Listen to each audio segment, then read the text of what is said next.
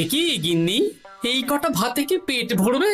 ও যা ভাত আছে না, ওটা বেড়াল ডিগোতে পারবে না। হ্যাঁ, আরে বাবা, আমি আর বেড়াল এখনো। এ খাও তো।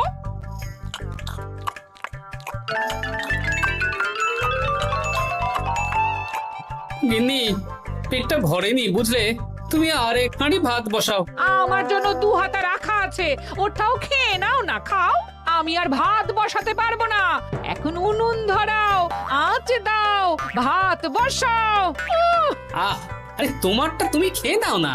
তুমি তো জানো আমার এইটুকু খাবার পোষায় না। তারপর তুমি আজকে ওই ওলের ঝোলটা যা বানিয়েছিলে না, আহা। খাই খাই খাই খাই করে আমার জীবনটাও খেয়ে ফেললে গো। আরে বাবা, ভগবান এই পেট দিয়েছে কিসের জন্য? এত খাটাখাটনি সবকিছুই তো এর জন্য নাকি? হ্যাঁ,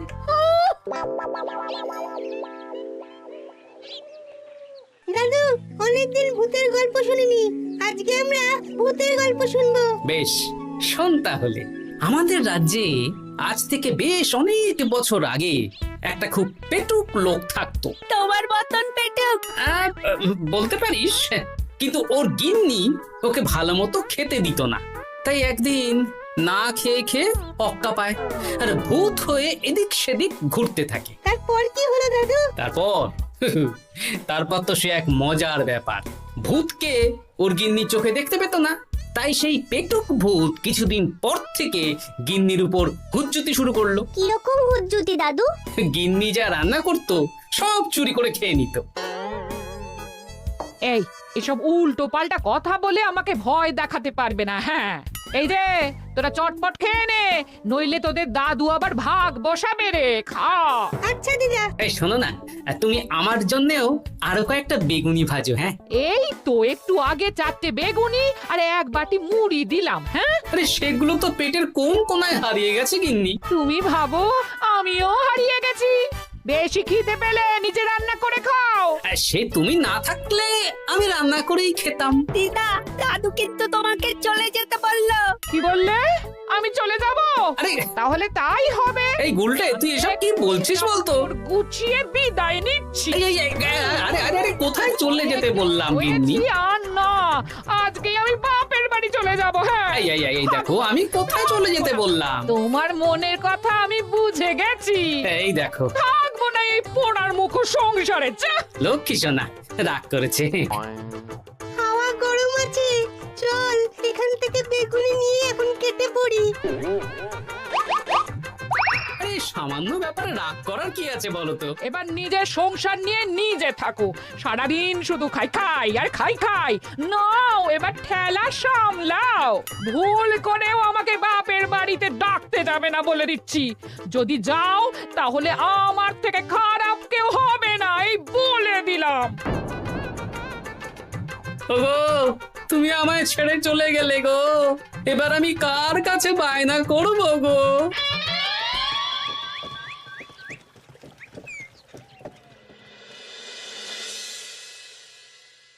কিরে, তুই একা একা?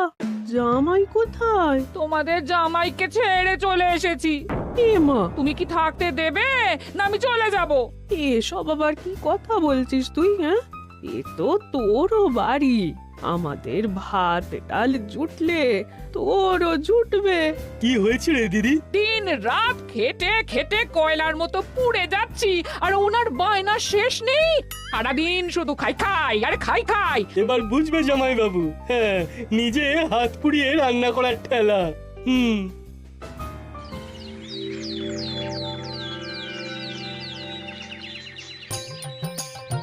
গোপাল দাদা, ও গোপাল দাদা, ও গোপাল দাদা, গোপাল দাদা, এ দরজা খোলো, মহারাজ ডাকছেন। এই রে, অনেক বেলা হয়ে গেল। আরে দরজাটা খোলো। যাচ্ছি যাচ্ছি। আরে আজকে তো গ্রামের সেচ প্রকল্প নিয়ে আলোচনা আছে, মহারাজ তাই তোমাকে ডাকছেন। মুখ হাত ধুয়ে যাচ্ছি।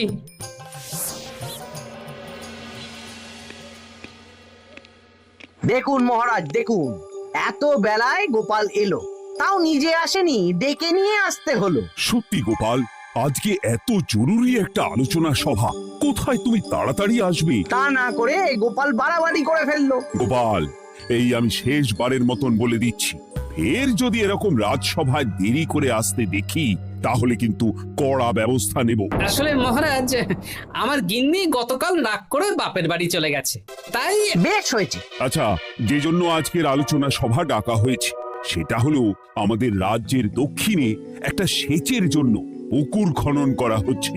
এ তো খুব ভালো কথা মহারাজ।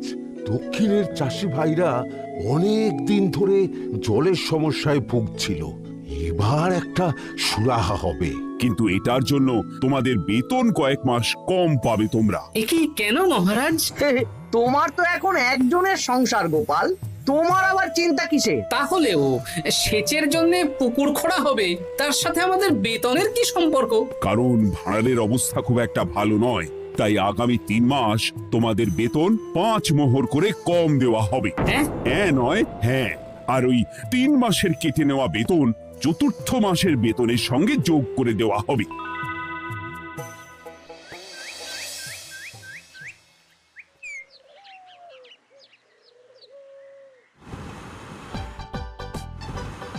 কি দাদু, এ তোমার চোখ মুখের কি অবস্থা? কালি ঝুলি মেখে ভূত। কি আর করবো বল, এসব কি আমার কাজ রে? কালকে ভূতের গল্প শোনাচ্ছিলে, আজকে নিজেই ভূত সেজে বসে আছো।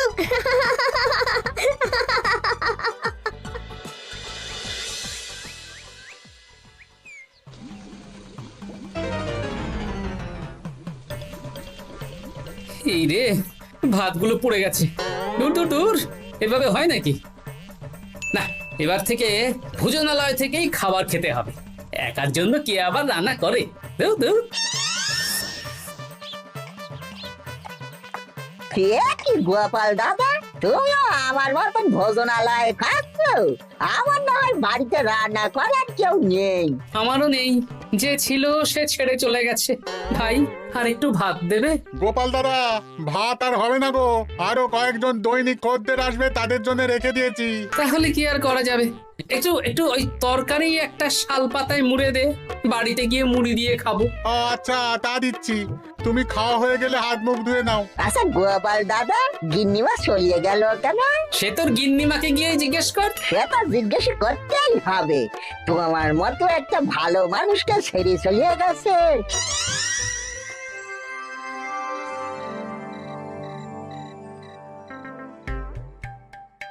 এসো এসো। এই নাও ধরো, পুঁটির মা তোমার জন্য কটা রুটি আর তরকারি পাঠালো। শুনলাম তুমি বাইরে ভোজনালয় খাচ্ছ। কি আর করবো বলো, একদিনই ঘর দুয়ারের একই অবস্থা করেছো গো গোপাল দাদা। ওই একার সংসার, এখন আমার কাজের মধ্যে দুই, খাই আর শুই।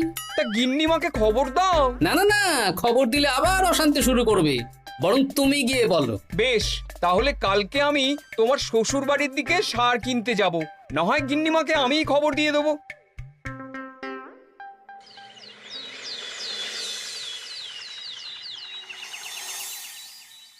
বাড়ি ঘর গোছালো, তাতে আমি কি করতে পারি? এখন আমি আর ওই বাড়িতে থাকি না। হ্যাঁ, শুধু তাই না, গোপাল দাদা বাইরে ভোজনালয়ে তেল মশলা দেওয়া উল্টো পাল্টা খাবার খাচ্ছে গো। থাক, আমাকে এসব কথা শোনাতে আসবে না পুটির বাবা। আমার খাটতে খাটতে জীবনটা কয়লা হয়ে গেছে, কয়লা। ওনার বায়নার শেষ নেই। হ্যাঁ, বুঝলে গোপাল দাদা, আমি গিন্নিমাকে অনেক করে বোঝালাম, কিন্তু কিছুতেই কোনো কথা শুনলো না। বেশ, শুনতে হবে না। এরকম বললে হয় নাকি? চারিদিকে ঘর দুয়ার অগোছালো, খাবারের থালা বাসন এদিক ওদিক ছড়িয়ে ছিটিয়ে আছে। ওরে বাবারে, ইঁদুরেও আস্তানা করেছে। যা হচ্ছে হোক।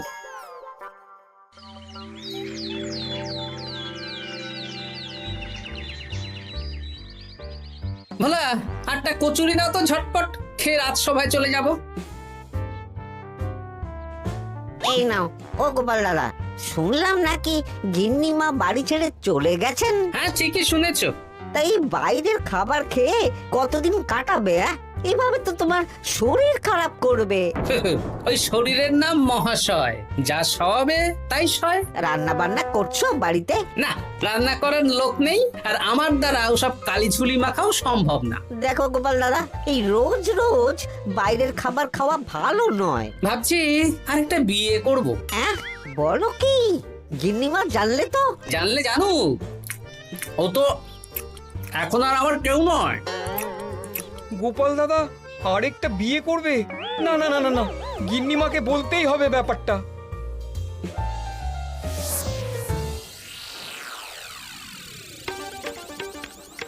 গিন্নিমা, তুমি আবার এসেছো পুটির বাবা। সর্বনাশ হয়ে গেছে। আবার কি সর্বনাশ? হ্যাঁ, বাড়ির চারিদিকে অগোছালো, ইঁদুর মশা মাছি ঘুরে বেড়াচ্ছে। আমি আর ওই বাড়িতে যাব না। গোপাল দাদাও সেই ব্যবস্থাই পাকাপাকি করতে চলেছে, আরেকটা বিয়ে করবে। কি বললে? জল জ্যান্ত বউ থাকতে আরেকটা বিয়ে? হ্যাঁ, আমি আজকেই যাব। ওর একদিন কি আমার একদিন? হ্যাঁ, আমি আজকেই যাব। এই দিদি, এক মুহূর্তে এরকম বদলে গেলি কেন? আবার আবার তো জামাইবাবু তোকে কাটাবে। তাহলে তোর জামাই বাবুটাই অন্য কারোর হয়ে যাবে? হ্যাঁ, আমি বেঁচে থাকতে আমি হতে দেব না। তাহলে দিদি আমিও যাব।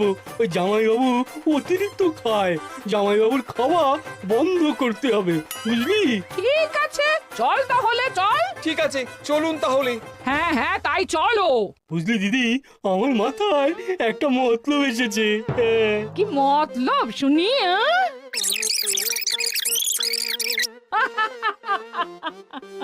এই বেশ তো বেশ, এতে যদি তোর জামাই বাবুর অতিরিক্ত খাওয়া কমে তাহলে তো ভালোই কথা। হ্যাঁ, কিন্তু খুব সাবধান, গোপাল দাদার নজর কিন্তু বাজ পাখির নজর।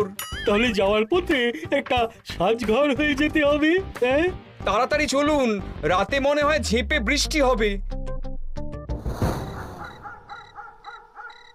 কই গো, বলি কোথায় গেলে? এ কি, আমি তো বেশ ভালোই ছিলাম, তা তুমি আবার ফিরে এলে কেন? আমি বেঁচে থাকতে তুমি আবার বিয়ে করবে? ওসব চলবে না। আমি এক সাধক বাবাকে নিয়ে এসেছি, তোমার সব ভীমরতি ইনি ছড়িয়ে দেবেন। হ্যাঁ, আজকে থেকে তোমার অতিরিক্ত খাওয়া দাওয়া বন্ধ করার দায়িত্ব এনার। যা বাবা,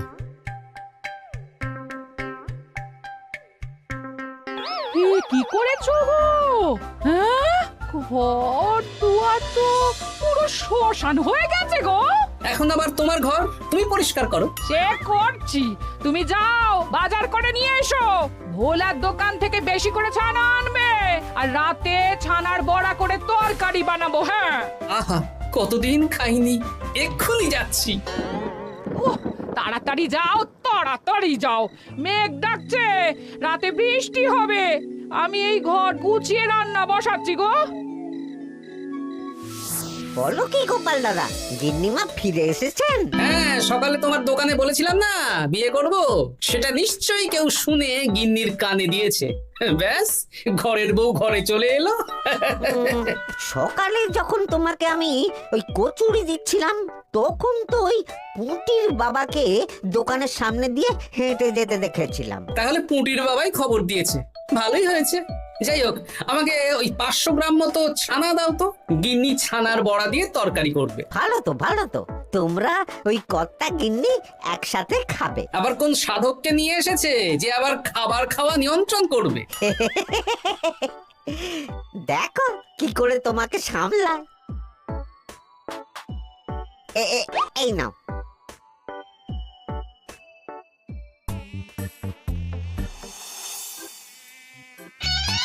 দেখি গিন্নি, আমার জন্য দুটো বড়া আর ওনার জন্য এতগুলো? বেশি খেলে তোমার চেহারা ঠিক হবে না বৎস, তোমাকে রোগা হতে হবে, তাই কম খেতে হবে, বুঝলে? ঠিক আছে, আপনাকে আমি মজা দেখাচ্ছি। অগত্যা গিন্নির হাতের খাবার খাচ্ছি, এই আমার 14 পুরুষের ভাগ্য ভালো।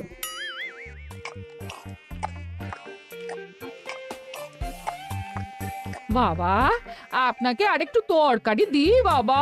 দে মা, দে। আমাকে দাও। একদম না, বলেছি না তোকে রোগা হতে হবে। হ্যাঁ, কি মশা রে তোদের বাড়িতে। আরে রে, নকল গুফ, মশা যাবার আগে আপনাকে আমি তাড়াবো। এই কদিন চারদিকে সব ছড়িয়ে ছিটিয়ে নোংরা করেছে, মশা মাছি এত তাড়াতাড়ি যাবে না। হ্যাঁ, আমার খাওয়া হয়ে গেছে, আমি উঠলাম, আপনি ভালো করে খান কেমন?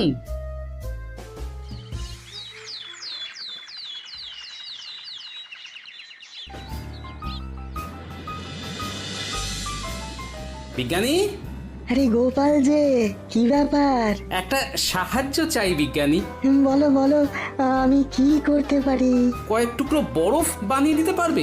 তা পারবো, কিন্তু এখন হবে না। তুমি বরং সন্ধেবেলার পর নিয়ে যেও, কেমন? খুব উপকার করলে বিজ্ঞানী। আমি ওটা বিশেষ মোড়কে তোমায় দেব, যাতে গলে না যায়। ধন্যবাদ বিজ্ঞানী, এখন তাহলে আসি।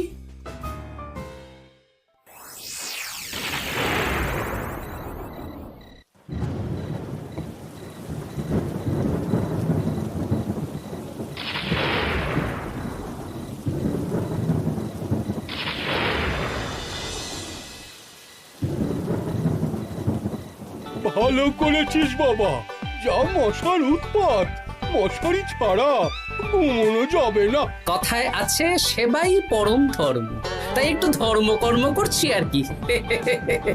আপনি ঘুমিয়ে পড়ুন, আমরা ওই ঘরে গেলাম। হ্যাঁ, সব দরজা জানলা ভালো করে বন্ধ করে দিয়েছো তো? ঝেপে বৃষ্টি নেমেছে। হ্যাঁ হ্যাঁ, কোনো চিন্তা নেই, তুমি ঘুমো, আজকে অনেক খাটনি হয়েছে গো। হ্যাঁ, জয় ঠাকুর।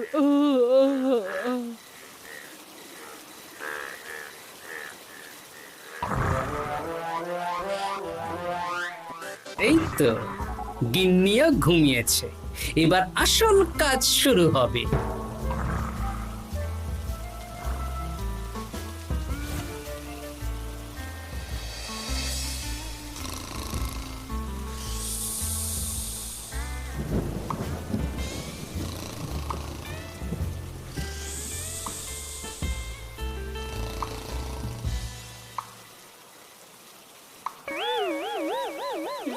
কি জল পড়ছে কেন? চাল ফুটো হয়ে গেল নাকি? এত রাতে দিদিকে ডাকা ঠিক হবে না। আরে আরে কি মুশকিল, এখনই জল পড়ছে। আরে দূর দূর।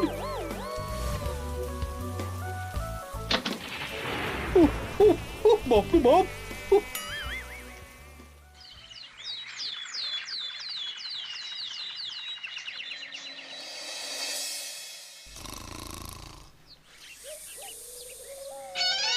সুপ্রভাত। প্রভাত আর শু নেই। কেন? সারা রাত প্রথমে ভিজেছি, তারপরে মশার কামড় খেয়েছি। ভিজেছেন কেন? কি রাতে চাল ফুটো হয়ে জল পড়ছিল। খুব ঠান্ডা লেগেছে, একটু একটু মধু আর তুলসী পাতা দে, একটু খাই। এই দিচ্ছি বাবা। এ হতেই পারে না, কদিন আগেই তো চাল সারিয়েছি। ঘরের মধ্যে তাহলে জল এলো কি করে? ঠিক যেভাবে আপনার নাকের নিচে নকল গোঁফ এসেছে শ্যালক বাবু, ঠিক সেইভাবেই। এই রে, হয়ে গেল। দাড়িটাও তো নকল। না মানে আমি বুঝিয়ে বলছি গোপাল, তুমি তো একটু বেশি করে খাও, তাই আমি ভেবেছিলাম ওই তোমার যাতে খাওয়াটা একটু কমে, তাহলে আমার দিদির খাটনিটা একটু কমবে। খাটনি কমাতে তো আপনি আসেননি, উল্টে আপনি নিজের ছলে বলে খাচ্ছিলেন। অতিথি হিসেবে এলে নিশ্চয়ই খাওয়াতাম, কিন্তু এটা আপনি ঠিক করেননি। ওগো, ও তো আমার ভালোর জন্যই করেছে। তুমি আমার বিবাহিত স্ত্রী, ও এখন তৃতীয় ব্যক্তি, তুমি ওর কথা কেন শুনবে? হ্যাঁ, প্রথমে বাচ্চাগুলো মস্করা করলো, সেই শুনে তুমি চলে গেলে। ওরা তৃতীয় ব্যক্তি, ওদের কথায় কান দিলে, তারপর পুঁটির বাবার কথা শুনে বিশ্বাস করলে আমি সত্যিই বিয়ে করছি। হ্যাঁ, এই জন্যই তো চলে এলাম। হ্যাঁ, এখানে পুঁটির বাবাও তৃতীয় ব্যক্তি, আর তারপর শ্যালক বাবুর কথায় আমাকে কম খেতে দিচ্ছ, আর উনিও তৃতীয় ব্যক্তি। না মানে? হ্যাঁ মানে, না মানে কিছু না। যখনই সংসারে স্বামী স্ত্রীর মাঝে তৃতীয় ব্যক্তি প্রবেশ করবে, তখনই অশান্তি হবে। নিজেদের সমস্যা আমরা নিজেরাই ঠিক করে নেব। আচ্ছা গো, আচ্ছা ঠিক আছে, আর কোনো বাইরের লোকের কথা শুনবো না। এবার বলো তো, ছাদ থেকে জল পড়ার ব্যাপারটা কি? ওটা তো কাল রাতে মশারির উপরে বরফ রেখেছিলাম, আর সারা রাত ধরে বরফের জল শ্যালক বাবুর গায়ে পড়েছে। ছাদ ঠিকই আছে গিন্নি। হ্যাঁ নয় হ্যাঁ, কাল যখন খাবার খাওয়ার সময় দেখলাম আপনার গোঁফ খুলে যাচ্ছিল, আপনি ঠিক করলেন, তখনই একটা সন্দেহ হয়। ওরে ওরে গোপাল, আমি আর তোমাদের কর্তা গিন্নির মাঝে থাকবো না। আমি পালাই, আমি পালাই। ও, ও, ও, ও, ও, ও, ও, ও।